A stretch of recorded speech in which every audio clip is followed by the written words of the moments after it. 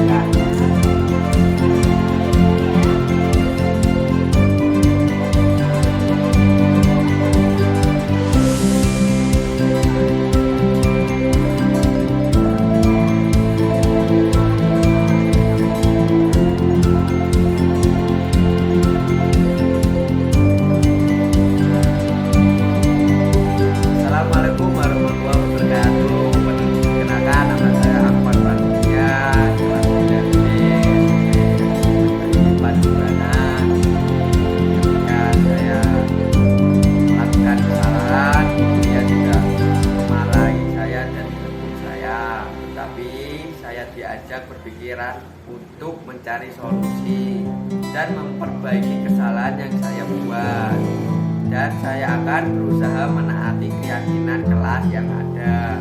Terima kasih Bu Lia. Wassalamualaikum warahmatullahi wabarakatuh.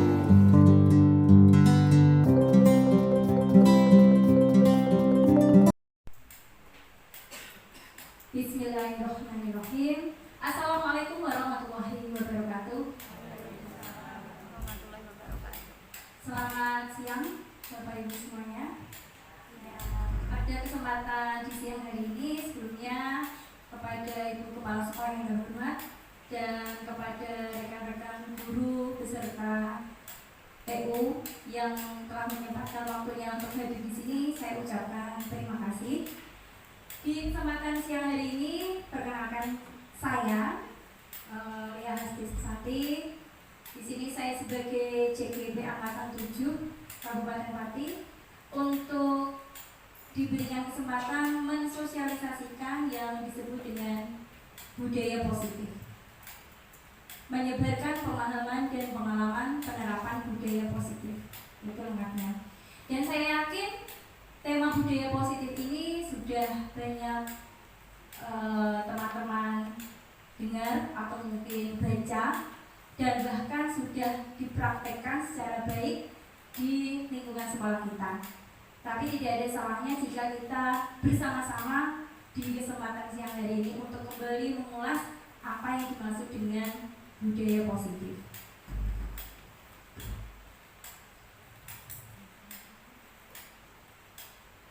Ya, jadi saya ucapkan selamat datang segenap kepada para guru hebat. Mari bersama-sama ya. Jadi di sini saya bukan sebagai narasumber istilahnya seperti itu, tapi di sini saya ingin bersama-sama mengajak Bapak Ibu semuanya untuk berkolaborasi, saling mendukung demi terwujudnya disiplin positif di sekolah kita tercinta, yaitu Sempajina. Ya, harapan saya semoga dengan apa yang saya lakukan pada siang hari ini bisa membuat perubahan, tentunya perubahan yang lebih baik. Baik. Apakah makna budaya positif dan apa saja kan contoh-contoh penerapannya? Nah, sebelum saya lanjutkan apa itu budaya positif, mungkin dari Bapak Ibu ada yang ingin memberikan pendapatnya, ada yang sudah pernah mengetahui atau mendengar. Saya persilahkan untuk mengangkat tangannya. Monggo. Tidak ada yang belum pernah mendengar sama sekali. Di PMK juga ada materi ini Bapak Ibu, budaya positif. Ada yang ingin memberikan pendapatnya, silahkan. Tidak ada? Baik, kalau tidak ada, saya lanjutkan saja.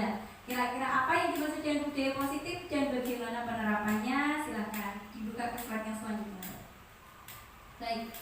Jadi budaya positif, namanya aja positif ya, berarti hal-hal yang baik, nilai-nilai yang baik, ya, yang berupa kebiasaan-kebiasaan yang baik yang ada di sekolah, yang berpihak pada peserta didik agar mereka dapat berkembang menjadi pribadi yang kritis, penuh hormat dan bertanggung jawab. Ya. Jadi nilai-nilai dan kebiasaan-kebiasaan yang baik. Bagaimanakah cara menumbuhkannya agar anak didik kita di sekolah kita tercinta ini bisa menjadi seorang pribadi yang kritis, ya, penuh tanggung jawab, penuh hormat, ya, dan bertanggung jawab. Demikian. Itu yang dimaksud budaya positif. Selanjutnya, Mbak. Nah, di dalam mewujudkan budaya positif ada 7 poin ini Bapak Ibu yang harus kita pahami bersama. Yang pertama yaitu perubahan paradigma belajar. Jadi seperti apakah pembelajaran kita selama ini? Nah, itu kita harus memperbaharunya menuju ke paradigma baru. Nanti kita ulas bersama. Kemudian ada yang kedua, disiplin positif. Dan yang ketiga, kebutuhan dasar manusia, motivasi perilaku manusia, posisi kontrol restitusi keyakinan kelas, dan segitiga restitusi. Jadi 7 poin ini nanti yang akan kita ulas bersama pada kesempatan siang hari ini. Mari kita mulai dari yang poin pertama, yaitu perubahan paradigma belajar. Monggo. Nah, ini Bapak Ibu.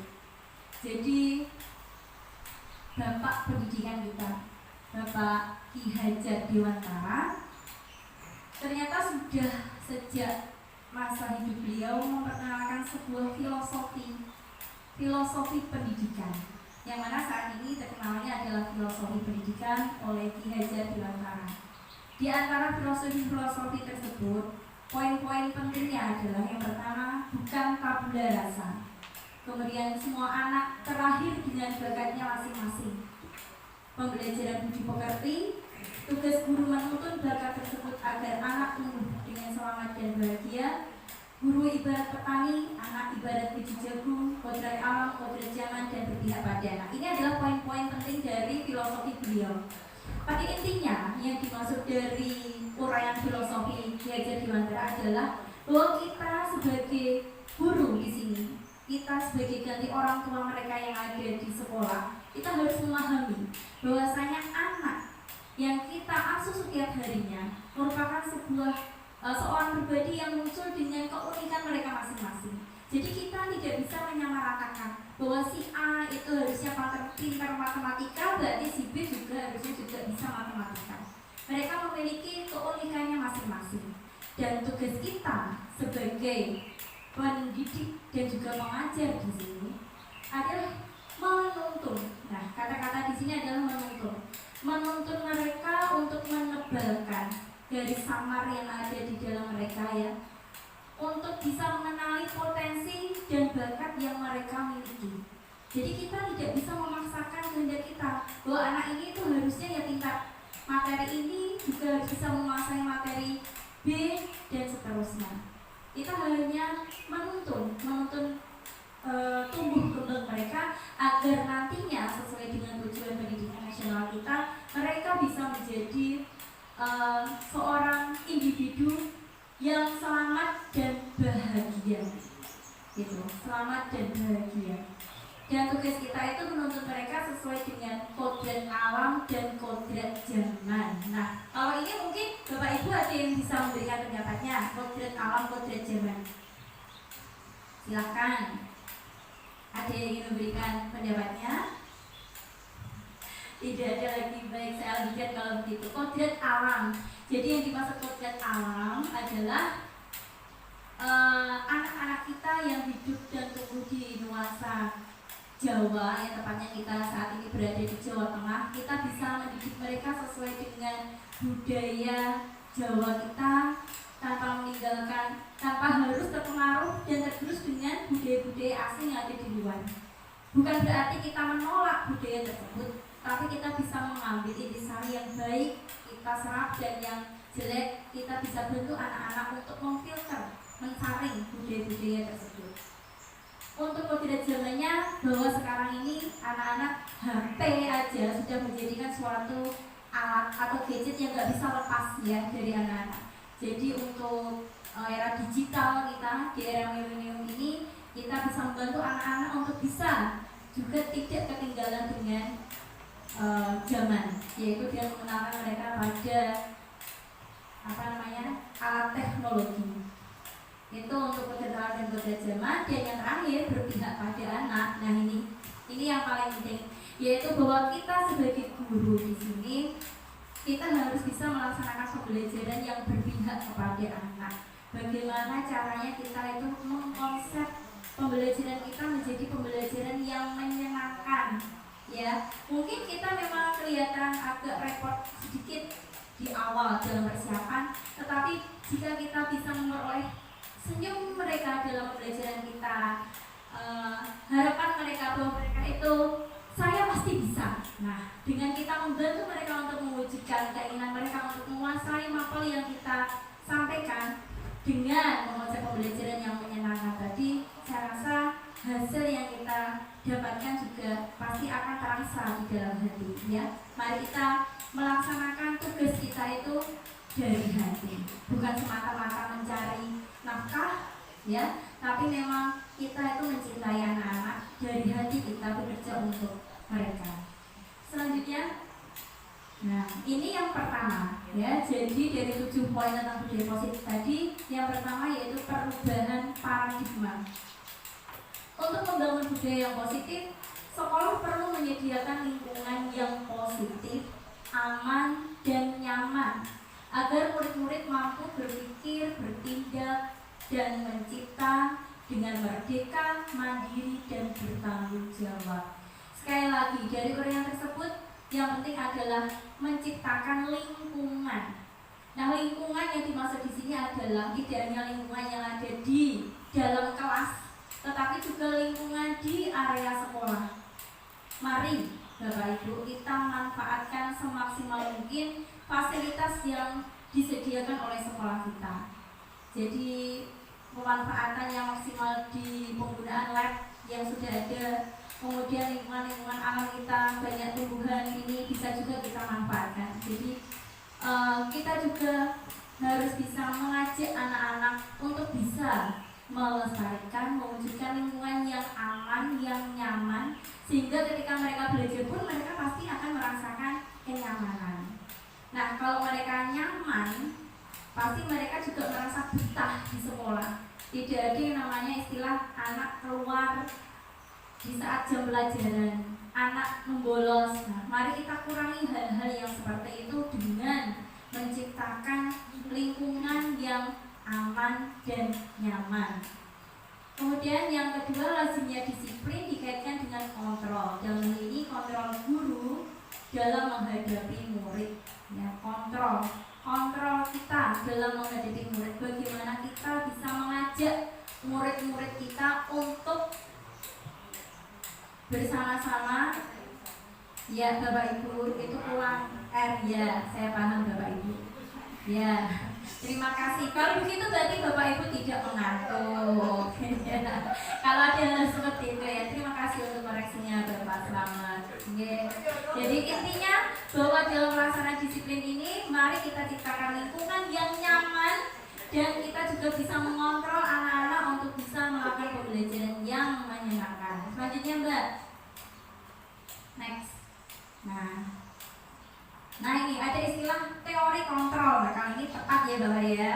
Nah, selamat, ilusi kontrol. Ini ada paparan dari Dr. William Glasser dalam control theory untuk meluruskan miskonsepsi ya tentang teori kontrol. Bahwa dulu mungkin kita pernah berpendapat bahwa kita itu bisa mengontrol murid.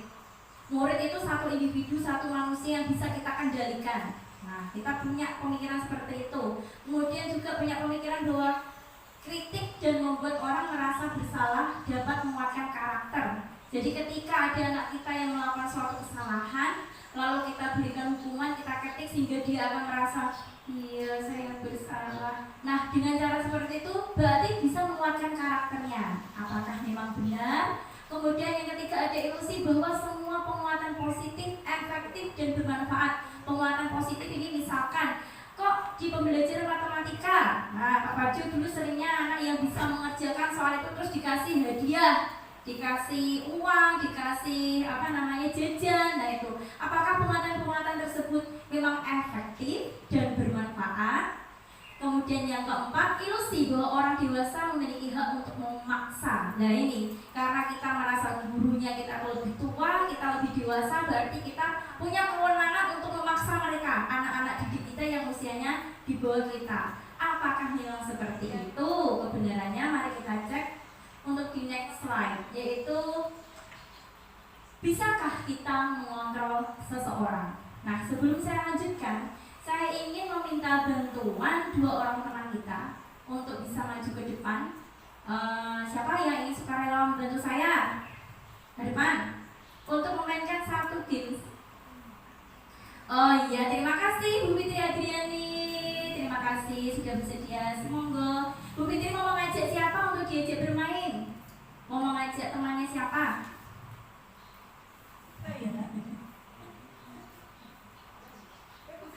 Ya. Bu Yayu, ya silakan Bu Yayu. Ya seangkatan, sama-sama Sweet Seventeen. Ya. Terima kasih Bu Yayu dan Bu Fitri. Di sini saya akan memberikan peraturan dari jeansnya. Agak kesini mungkin biar tidak terkenal sebenarnya. Ya. Jadi ini nanti Bu Yayu saja. Bu Yayu akan menggenggam tangannya, di mana di dalam tangannya itu nanti Bu Yayu memegang atau menggenggam sesuatu yang sangat penting sekali dalam hidup Bu Yayu. Jadi panjenengan itu bayangkan ada hal yang sangat penting dalam hidup Bu Yayu, dimana kalau Bu Yayu kehilangan hal tersebut pasti jenengan akan merasa sangat kehilangan. Itu jenengan pegang, jenengan bayangkan, jenengan genggam dengan erat. Ya, sudah. Ya. Nah, lalu Bu Fitri. Nah, Bu Fitri ini kita minta tolong untuk bagaimana caranya Bu Fitri untuk menggoda, membujuk Bu Yayu agar mau Bu Yayu itu membuka tangannya ini. Terserah jenengan caranya mau kayak gimana, sambil nangis belesokan gitu monggo. Mau dikasih puisi-puisi yang membujuk silahkan. Nih, mic-nya saya berikan. Ya, terima kasih pada Bu Lia. Jangan diprovokasi ya Bu. Iya. Harus bebas provokasi loh ya. Bu Yayu. Tangannya kenapa Bu? Nanti dua. Begitu kuatnya. Tangannya kenapa? Ada sesuatu yang tidak boleh dibuka. Wah, tidak boleh dibuka. Misalkan saya ingin tahu isinya boleh? Boleh, kita kan seangkatan. Boleh ya? Coba lihat Bu, tangannya kok sampai dua itu ada apa di dalamnya ya Bu Yayu ya? Maaf ya. Sini, ayo bilang enggak boleh. Kalau minjem itu katanya enggak boleh Bu. Bahasa Jawanya itu sarung. Mending lebih baik itu melihat semua gitu. Apa yang ada di tangannya Bu Yayu. Nanti kalau lepas gimana? Enggak, nanti saya kembalikan genggamannya. Saya pengen lihat aja kok. Yang digenggam itu apa? Boleh ya? Boleh. Sini. Coba Bu Yayu ya. Boleh. Wah, berarti ini memang rahasia banget. Karena apa? Dengan cara halus belum bisa. Apa cara kasar? Iya, boleh dengan cara kasar. Mintanya bagaimana? Nggak bisa, ya udah. Karena ini merupakan rahasia dari Bu Yayu yang orang lain tidak boleh mengetahui, ya sudah, saya tidak memaksa jenengan kok Bu. Gitu ya. Biar rahasia tetap jadi rahasia panjenengan. Ngerti nggih? Oke, itu Bu Lia. Terima kasih, mohon tepuk tangannya buat Bu Yayu dan Bu Fitri. Boleh. Nanti setiap pulang juga begini terus gak apa-apa Bu. Terima kasih, silakan duduk kembali Bu Fitri dan Bu Yayu. Siti Jubaida. Iya. Karena mungkin gak ada iming-imingnya yang lain ya. Ya ternyata Bu Yayu memang sangat berprinsip ya, karena itu memang sesuatu yang penting. Ya, berarti beliau sangat menggenggam erat apa yang sesuatu tadi yang penting. Jadi dari kids ini apa yang bisa kita ambil teman-teman? Mungkin ada yang mau beri pendapat bahwasanya ini tadi kaitannya dengan teori kontrol, bahwa pada sebelumnya kita memiliki pemahaman bahwa kita itu bisa mengontrol atau mengendalikan seseorang. Ternyata di teori kontrol ini hanya Anda, poin ketiga itu ya, hanya Anda yang bisa mengontrol diri Anda. Bahwa hanya kita, sang pemilik tubuh, pemikiran, pikiran, dan segalanya itu yang bisa mengendalikan diri kita, bukan orang lain. Baik, nah selanjutnya ada. Nah, untuk perubahan paradigma belajar, maka pembelajaran dengan paradigma baru dirancang berdasarkan prinsip pembelajaran yang terdiferensiasi sehingga setiap siswa belajar sesuai dengan kebutuhan dari tahap perkembangannya untuk mewujudkan profil pelajar Pancasila. Jadi seperti yang disampaikan oleh Bapak Ki Diwantoro tadi, bahwa kita itu, setiap anak itu akan terlahir dalam kondisi yang unik dengan kemampuan mereka masing-masing, sehingga kita dalam pembelajaran juga harus bisa mengkonsep pembelajaran kita menjadi pembelajaran yang berdiferensiasi, sehingga kita bisa memenuhi kebutuhan anak itu sesuai dengan tahapan kebutuhannya, sesuai dengan profil pelajar Pancasila. Ini ya. Selanjutnya.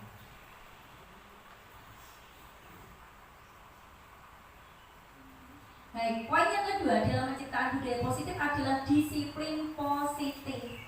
Bapak Ibu, dalam budaya kita mana kata disiplin dimaknai menjadi sesuatu yang dilakukan seseorang pada orang lain untuk mendapatkan kepatuhan. Bahwa kita itu harus mendisiplinkan anak, itu berarti anak harus patuh pada peraturan kita. Nah, sebagai pendidik, tujuan kita itu adalah menciptakan anak-anak yang memiliki disiplin diri sehingga mereka bisa berperilaku dengan mengacu pada nilai-nilai kebajikan universal dan memiliki motivasi intrinsik bukan ekstrinsik. Jadi ketika kita memaksa anak untuk bisa patuh pada peraturan misalkan, tapi mereka patuhnya itu karena merasa takut atau karena merasa tertekan gitu ya, mereka memang mematuhi kita, mereka berdisiplin, tetapi disiplin yang mereka ciptakan itu bukan karena motivasi dari intrinsik dari dalam hati mereka, tetapi ini motivasi ekstrinsik karena faktor X tadi. Nah, apakah hal-hal semacam ini bisa berdampak baik kepada mereka? Nah, nanti kita ulas lebih banyak lagi. Sehingga disiplin positif, belum masih yang tadi. Sehingga disiplin positif merupakan salah satu cara penerapan disiplin yang bertujuan untuk menumbuhkan kesadaran serta memberdayakan anak untuk melakukan sesuatu tanpa sogokan, ancaman maupun hukuman. Nah, ini tadi ya, kita perlu sekali menumbuhkan anak yang mana mereka itu mau melakukan sesuatu itu karena keyakinan diri mereka sendiri, karena keinginan mereka sendiri, bukan karena faktor ekstrinsik. Demikian. Next. Selanjutnya. Ya. Poin yang berikutnya adalah kebutuhan dasar manusia. Bahwa kita manusia, anak-anak didik kita juga manusia memiliki kebutuhan dasar. Di antaranya adalah kebutuhan untuk bertahan hidup, kasih sayang dan rasa diterima, penguasaan, kebebasan dan juga kesenangan. Next. Sebagai contoh, ini ada kasus Ibu Ani, anggap saja seperti itu, guru kelas 5 di SD Pelita Hati, sedang bingung menghadapi ulah salah satu murid di kelasnya yang bernama Agus. Bukan maksud ya Pak yang maaf, ini hanya seperti ada contoh. Beberapa anak telah datang dan mengeluhkan Agus yang seringkali meminta bekal makan siang mereka dengan paksa. Jika Anda menghadapi situasi seperti Ibu Ani, apa yang akan Anda lakukan? Menurut Anda, kira-kira apa alasan Agus melakukan hal itu? Nah, bagaimana? Ada yang mau memberi pendapat? Jika Anda sebagai Ibu Ani melihat ada anak didik jenengan yang namanya Agus suka minta-minta bekal makan siangnya teman-temannya, kira-kira apa yang akan Anda lakukan? Ada yang mau memberi pendapat? Silakan. Nah, ini tanya jawab aja. Silakan. Bu Fitri mau memberi pendapatnya? Silakan Bu Fitri. Terima kasih. Ada beberapa hal yang Agus lakukan. Mungkin yang pertama dia ingin menarik perhatian dari Bapak Ibu guru dan teman-temannya, berarti dia mencari perhatian. Kemudian yang kedua memang Agus tidak membawa bekal makan siang, tetapi dia ingin seperti teman-teman yang lain. Intinya dia memang sedang mencari perhatian dari orang-orang di lingkungan sekitar dia, seperti itu. Itu untuk alasannya. Ya. Lalu yang kira-kira yang akan Ibu Fitri lakukan apa? Yang saya lakukan sebagai Ibu Ani, saya akan memanggil Agus secara pribadi, mungkin di ruang guru atau di ruang perpus, pokoknya yang sepi. Saya tanya apa alasan dia melakukan, misalkan minta bekal makan siang teman-temannya. Terus kita tanya apakah itu perbuatan yang baik, kita tanya dia, ya. Jadi kita berusaha memberi, tidak mendoktrin dia sebagai anak yang nakal, tapi kita cari sebab-sebab kenapa Agus kok melakukan hal tersebut. Kemudian kita minta pendapat dia, apa yang harus dia lakukan jika yang dilakukan itu merupakan kegiatan yang salah, perilaku yang salah, seperti itu. Jadi dari diri Agus sendiri kita tanya penyebabnya. Kemudian kalau dia sudah merasa oh yang dilakukan itu bersalah, kita tanya apa yang harus dia lakukan supaya tidak terulang lagi kegiatan seperti itu. Terima kasih. Terima kasih Bu Fitri. Ya. Bagus sekali jawaban dari Bu Fitri ya. Jadi sebagai seorang guru, kita jika menghadapi anak-anak yang mengalami mengalami ini kekeliruan atau melakukan suatu hal yang salah, bukan berarti kita harus langsung menjudge mereka, menilai oh ini anak nakal ini, nah perlu hukuman ini ya, jangan langsung seperti itu. Kita perlu mencari tahu latar belakang dari alasan mengapa mereka melakukan hal tersebut, kemudian kita juga bisa mengarahkan anak untuk bisa mengetahui kesalahan mereka oleh mereka sendiri dan menemukan solusi oleh mereka sendiri juga. Jadi kita di sini hanya menuntun, ya demikian. Silakan dilanjutkan, Mbak. Ya, ini tadi contohnya, ya langsung saja. Next. Motivasi perilaku manusia. Motivasi merupakan dorongan yang timbul dari seseorang secara sadar atau tidak sadar untuk melakukan suatu tindakan dengan tujuan tertentu. Ya, dorongan. Kenapa kok kita melakukan harus datang setiap pagi itu tepat waktu? Pastinya kita punya alasan. Kenapa kok siang ini kita lapar kemudian kita cari makan? Pasti kita juga punya alasan. Nah, alasan-alasan itulah yang disebut dengan motivasi perilaku manusia. Di antara motivasinya adalah menghindari ketidaknyamanan dari hukuman. Misalkan murid melakukan disiplin karena ia takut dihukum. Nah, ini merupakan contoh dari motivasi instruksi. Kemudian yang kedua, motivasi mendapatkan imbalan atau penghargaan dari orang lain. Murid melakukan disiplin karena ingin mendapatkan imbalan, mendapatkan hadiah. Nah, ini juga merupakan motivasi ekstrinsik. Saya itu kalau mengerjakan tugas bahasa Indonesia, kalau mengumpulkan tepat waktu pasti nanti dapat hadiah dari Bu Yayu karena udah dijanjikan. Nah, ini juga namanya motivasi ekstrinsik, ingin mendapatkan imbalan. Kemudian yang terakhir yaitu menghargai nilai-nilai kebajikan diri sendiri. Nah, ini murid melakukan disiplin karena sadar akan nilai kebajikan pada dirinya. Ini merupakan motivasi intrinsik, dan motivasi inilah yang harus kita gali lagi agar anak-anak bisa lebih mengembangkan motivasi diri mereka secara intrinsik, ya. Baik, selanjutnya yaitu konsep disiplin dengan identitas gagal. Ya, ini tadi bahwa kita menerapkan disiplin itu jangan semata-mata karena nanti kita anak manut sama kita, anak nurut, tapi karena dihukum atau karena mendapatkan penghargaan atau yang selanjutnya, Mbak, atau mendapatkan konsekuensi. Dari tiga hal ini tadi ya, ada hukuman, penghargaan, atau konsekuensi. Jadi mereka akan nurut, tetapi hal itu tentunya tidak akan berlangsung lama karena hanya bersifat sementara. Mereka mendapat hadiah senang, mereka patuh, tapi sifat itu sementara selama mereka dapat hadiah. Kalau mereka nggak dapat, ya mereka nggak patuh lagi, seperti itu. Maka di sini ada satu contoh yaitu menggunakan metode restitusi, yaitu di sini murid akan bertanggung jawab untuk perilakunya, fokus pada pemecahan masalah, bisa menghormati diri dan orang lain, kemudian teori kontrol, dia bisa mengendalikan dirinya dan bersemangat untuk memperbaiki kesalahannya. Untuk contoh realnya nanti saya akan tampilkan. Selanjutnya, Mbak.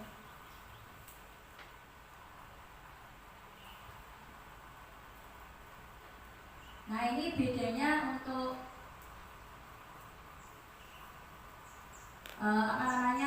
hukuman atau konsekuensi. Jadi misal ya, satu contoh aja kita ambil. Misalkan itu ada poin pertama, mencatat 100 kali di dalam buku kalimat, saya tidak akan terlambat lagi karena terlambat ke sekolah. Kira-kira ini berupa hukuman atau konsekuensi, Bapak Ibu? Hukuman, ya.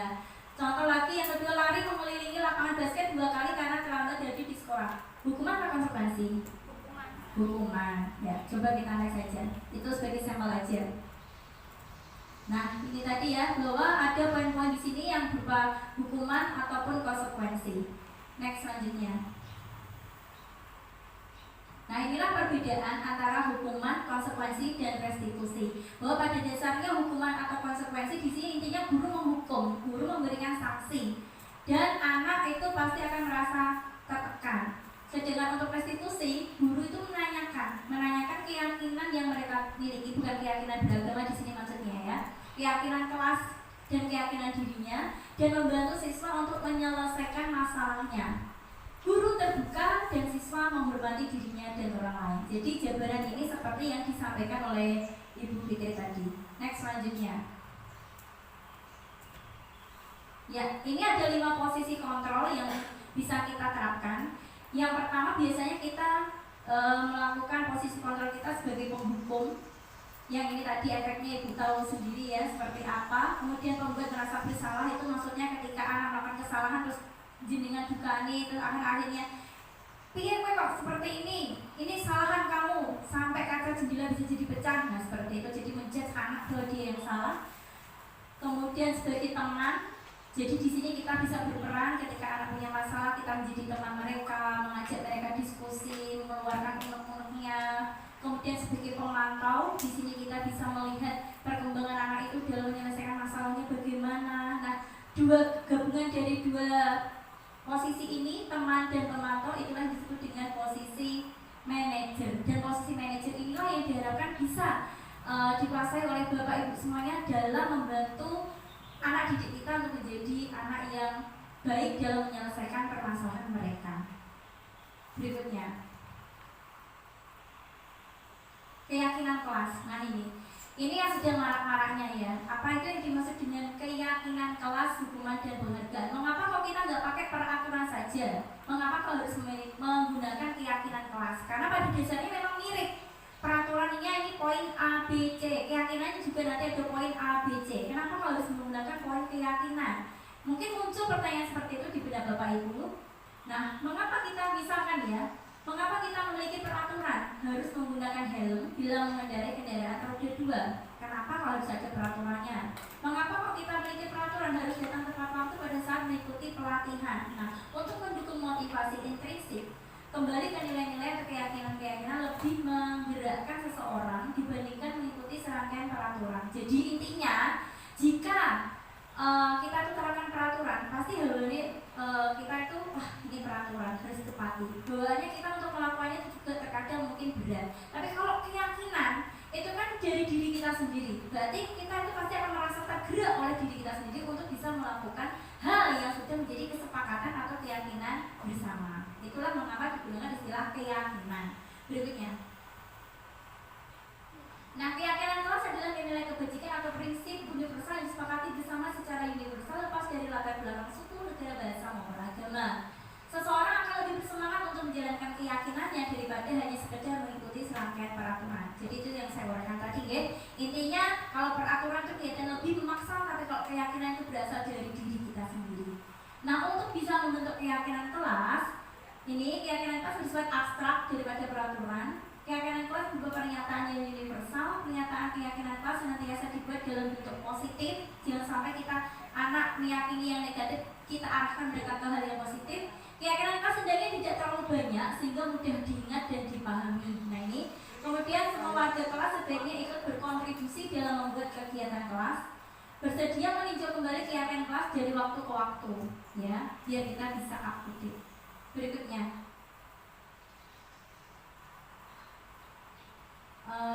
Next saja. Nah, berikutnya ini ada segitiga restitusi. Ini yang terakhir. Apa itu restitusi? Kita lanjut saja. Restitusi adalah proses menciptakan kondisi bagi murid untuk memperbaiki kesalahan mereka sehingga mereka bisa kembali pada kelompok mereka dengan karakter yang lebih kuat. Jadi ketika kita menemukan anak yang melakukan kesalahan, bagaimana cara kita membimbing mengarahkan mereka agar bisa kembali menjadi pribadi yang positif. Demikian ya, dengan karakter yang lebih kuat. Ya, silakan. Next.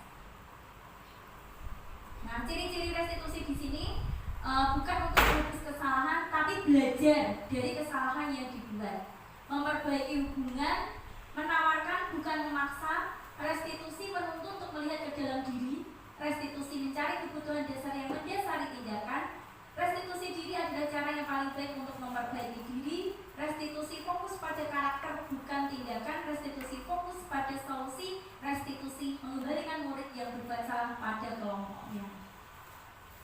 Next. Nah, segitiga restitusi dalam prosesnya meliputi 3 tahap. Jadi dari rangkaian restitusi tadi, bagaimana sih caranya agar konsep-konsep tadi membawa anak yang salah itu menyadari kesalahannya tanpa kita itu harus memarah-marah, menghukum dan lain sebagainya. Ada 3 tahapan, makanya disebut dengan istilah segitiga restitusi, yaitu next slide.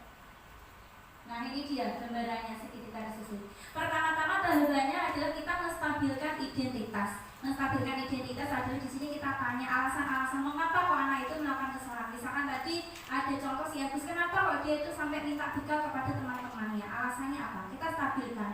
Kemudian berikutnya tahapan yang kedua adalah memvalidasi tindakan yang salah. Kita jabarkan mereka Agus tadi, kira-kira tindakan kamu ini benar atau salah. Kita coba arahkan dia untuk bisa menilai dirinya sendiri, yang dilakukan itu benar apa salah, sehingga dia akan menilai, oh iya tindakan saya ini salah gitu. Kita mencoba membantu untuk memvalidasi tindakan mereka yang salah. Kemudian yang terakhir yaitu dengan menanyakan keyakinan.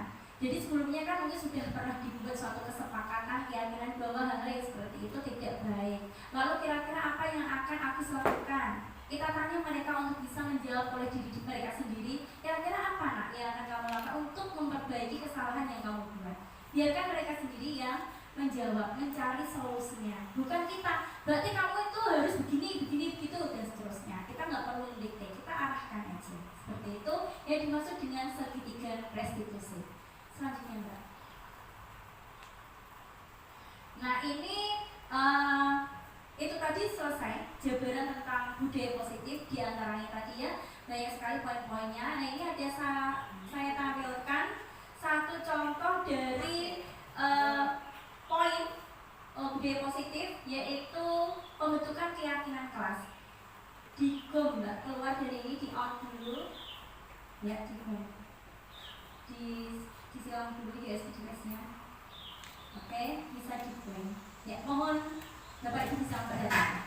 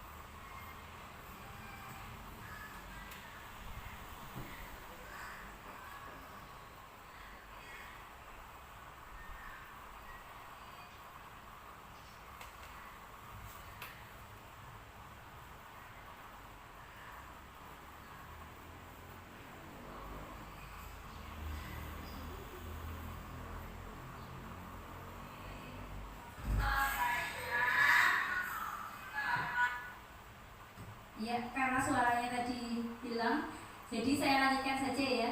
Intinya seperti itu Bapak Ibu gambarannya. Jadi kita membuat satu keyakinan kelas, itu biasanya kan ada sudah tertempel nih, jelas banget yang besar keyakinan kelas 7A. Nah, tapi saya di sini sebagai guru bahasa Inggris, kita juga akan membentuk satu keyakinan yang kaitannya dengan pembelajaran bahasa Inggris saya di kelas tersebut bersama anak-anak. Jadi kita sepakati bareng-bareng.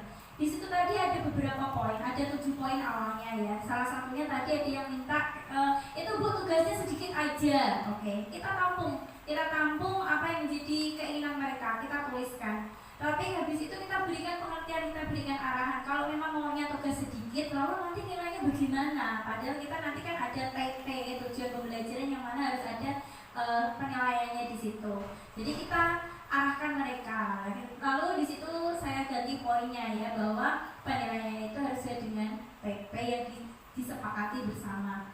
Kemudian dari 7 poin itu akhirnya terbentuklah yang namanya keyakinan kelas sesuai peraturan tadi, bahwa kita nggak perlu banyak-banyak, yang pendek-pendek aja, yang mudah diingat, dan itu akan menjadi kesepakatan bersama. Sehingga ketika suatu saat kok nanti ketika dalam pelajaran saya menemukan mereka ada yang lupa tidak membawa kamus, atau mungkin ada yang tidak mengumpulkan tugas tepat waktu, atau mungkin ketika masuk kok kelasnya masih kotor, kita hanya mengingatkan saja, ayo anak-anak bagaimana keyakinan kita bersama. Kalau ini pembelajarannya nyaman, menyenangkan, sebaiknya bagaimana? Oh iya Bu, nah, biasanya mereka nanti akan mengambil sampah yang ada di sekitar mereka ke tempat sampah, membuangnya ke tempat sampah. Demikian ya. Jadi mereka tidak akan merasa terbebani, akan merasa itu suatu peraturan sehingga bawaannya itu pasti jadinya berat untuk melakukan. Kita berusaha untuk menumbuhkan motivasi intrinsik yang ada dalam diri mereka. Ini contoh keyakinan kelas.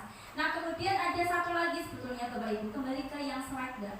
Tapi ini video sebetulnya, tapi karena videonya nggak bisa ditayangkan ya, jadi ini saya uraikan aja, mungkin gambarnya kelihatan dulu. Ya, yang kasus pertama yang ada Mas Ahwan, yang depan, ya itu ya itu. Nah, waktu itu saya pernah mengadakan praktik segitiga restitusi yang meliputi 3 tahapan tadi, yaitu kepada anak didik kita yang bernama Mas Ahwan Pragidia, mungkin Bapak Ibu kelas 9 ya. Ini Mas Ahwan dalam pembelajaran bahasa Inggris. Saya lihat itu sebelumnya dia itu selalu bersemangat, antusias gitu. Tapi beberapa waktu terakhir sebelum tes akhir semester kemarin, saya lihat kalau dia mengalami penurunan. Selain dari penampilannya yang acak-acakan, rambutnya sampai tebal, panjang gitu kan ya. Kemudian bajunya juga sering keluar, kayak nggak terurus gitu. Kemudian di dalam kelas juga dalam pembelajaran dia yang selalu tidur, terkadang temannya mengerjakan tugas dia yang tidak mau. Nah, sangat-sangat bebannya ketika hari-hari sebelumnya. Ya, dia itu pasti tetap mengerjakan seperti itu. Nah, saya panggil ini di ruangan, saya ajak berbincang, saya ajak untuk tadi posisi kontrol saya sebagai teman. Nah, di situ saya memposisikan unek-uneknya apa, kira-kira yang dia rasakan itu apa. Saya sampaikan kenapa kamu kok sekarang seperti ini. Kemudian Mas Ahwannya cerita bahwa yang ternyata masalahnya mungkin sepele buat kita ya, yaitu dia mengalami ini patah hati gitu ceritanya. Jadi kan saat ini Mas Ahwan sedang punya teman dekat ya, seperti yang kita ketahui dia dekat sama anak kelas 8 Mbak Graciela Mayasari itu, yang mana mereka ini kan berbeda keyakinan. Nah, ternyata dari orang tuanya Grace itu memaksa ini udah nggak usah aja, akhirnya mereka ini putus karena perbedaan agama itulah. Dia merasa pas sayang-sayangi gitu katanya, pas sayang-sayangi kok malah disuruh buku, padahal yang namanya anak muda ya apalagi ya. Nah, seperti itu. Nah, lalu saya berikan memvalidasi tindakan yang salah. Bagaimana Mas Ahwan kira-kira kalau seperti itu Mbok lanjutkan terus-menerus, kamu galau, bucinnya yang kelewatan itu akhirnya mengganggu ke proses belajar. Kira-kira apa bisa dilanjutkan seperti ini terus atau bagaimana? Akhirnya dia mengakui, ya Bu, ini saya sudah kelas 9, sebentar lagi ujian. Dia pun menyadari bahwa saya itu harus bangkit. Nah ya, kamu mau terpuruk terus begitu terus, atau akhirnya kamu itu bisa menjadi mandiri, maksudnya individu yang tunjukkan ke semua orang bahwa kamu itu bisa melakukan yang lebih baik. Nah, akhirnya saya tanya, kira-kira kamu mau pilih yang mana? Dia pun menjawab, ya Bu, saya ingin menjadi lebih baik, saya ingin bangkit. Nah, kalau begitu kira-kira apa yang kamu lakukan? Masuk ke tahapan ketiga ya Bapak Ibu, yaitu tadi menanyakan keyakinan. Kira-kira apa yang bisa kamu lakukan untuk memperbaiki apa yang sudah kamu lakukan sebelumnya? Akhirnya dia, ya Bu, saya akan berusaha untuk berteman yang baik dengan Grace. Jadi meskipun sudah tidak ada istilah namanya teman spesial tadi, tetap menjaga silaturahmi yang baik dengan Grace. Kemudian juga untuk masalah pembelajaran dia akan memotivasi diri agar lebih semangat dan giat karena mengingat sebentar lagi juga akan ujian. Jadi setelah itu saya tanyakan kepada Mas Ahwan bagaimana pendapatnya Mas Ahwan tentang penerapan segitiga restitusi yang saya lakukan. Apakah Mas Ahwan merasa tertekan ketika harus melakukan suatu perubahan dari sikapnya atau bagaimana? Dan dia menjawab, alhamdulillah dia senang. Dia senang karena cara yang saya lakukan itu tadi tidak membuat dia merasa malu, bisa mengeluarkan unek-uneknya dengan terbuka, kemudian dia juga bisa mengeluarkan motivasi intrinsiknya tadi dari hati untuk memperbaiki kesalahan yang dia perbuat. Nah, ini tadi contoh daripada segitiga restitusi. Nah, mungkin ini bisa diterapkan di teman-teman untuk sesama teman, baik itu Bapak Ibu guru, dan juga tidak menutup kemungkinan untuk teman-teman TU juga ketika ada anak-anak yang mungkin ingin bercerita, kita tamu saja untuk mereka, gitu ya. Ini yang bisa saya sampaikan. Sebelum saya tutup, kira-kira Bapak Ibu ada yang ingin ditanyakan? Saya berikan kesempatan. Silakan. Boleh, silakan, tapi tanyanya jangan sulit-sulit. Enggak. Maksudnya nanti kalau misalkan kok kita nggak menemu, kita cari bersama, ya, karena ini tadi kan judulnya belajar bersama, berkolaborasi bersama. Silakan Bu Fitri. Ya, terima kasih. Untuk kegiatan keyakinan mapel bahasa Inggris ya, itu kan sudah dibuat bersama-sama dengan kelas 7A. Yang mau saya tanyakan, apakah nantinya Bu Lia sebagai guru mapel bahasa Inggris juga akan membuat banner tentang keyakinan kelas mapel bahasa Inggris atau hanya disampaikan seperti tadi? Itu. Terima kasih. Terima kasih untuk pertanyaannya. Mungkin ada teman yang ingin memberikan respon atau solusi. Saya tawarkan dulu, monggo. Tidak ada?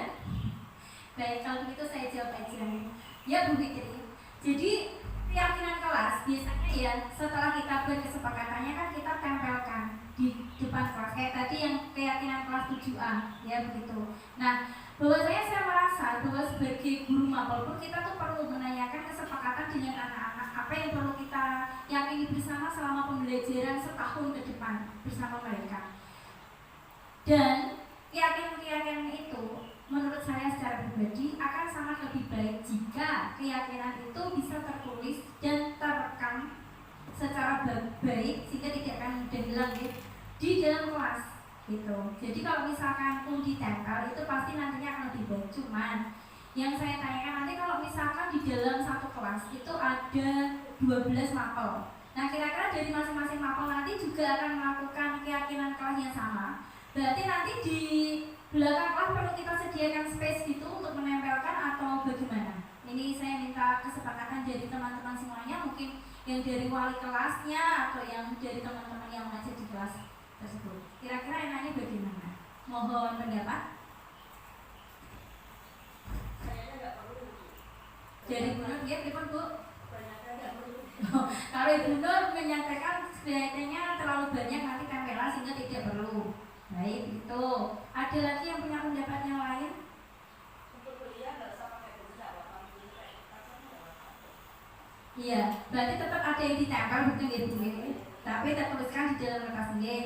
Intinya ada tulisan kesepakatan yang telah dibuat untuk ditempel di dalam kelas sehingga anak nantinya ketika mereka ada yang salah satu melanggar kesepakatan bersama, kita bisa menunjukkan ini loh buktinya. Dulu kita pernah sepakat bahwa di poin ketiga anak membawa mouse seperti itu untuk mengingatkan. Saya rasa itu bisa menjadi solusi sehingga tidak terlalu banyak memakan tempat, tetapi juga masih dapat menjadi pantauan ketika ini tadi kesepakatan bersama itu tadi. Saya rasa itu jawaban yang bisa kita laksanakan ya. Ada lagi pertanyaan yang lain? Monggo silakan. Mbak Ati? Tidak. Yang lain? Tidak ada. Kalau tidak ada, baik saya tutup sosialisasi tentang budaya positif ini. Semoga dengan apa yang kita laksanakan bersama-sama di siang hari ini akan bisa membawa manfaat dan membuka wawasan baru mengenai apa yang dimaksud dengan poin-poin dalam membangun budaya positif. Terima kasih untuk perhatiannya dan juga kerjasamanya, waktunya ya semuanya. Terima kasih, semoga kita bisa mewujudkan sempajana yang lebih baik. Assalamualaikum warahmatullahi wabarakatuh.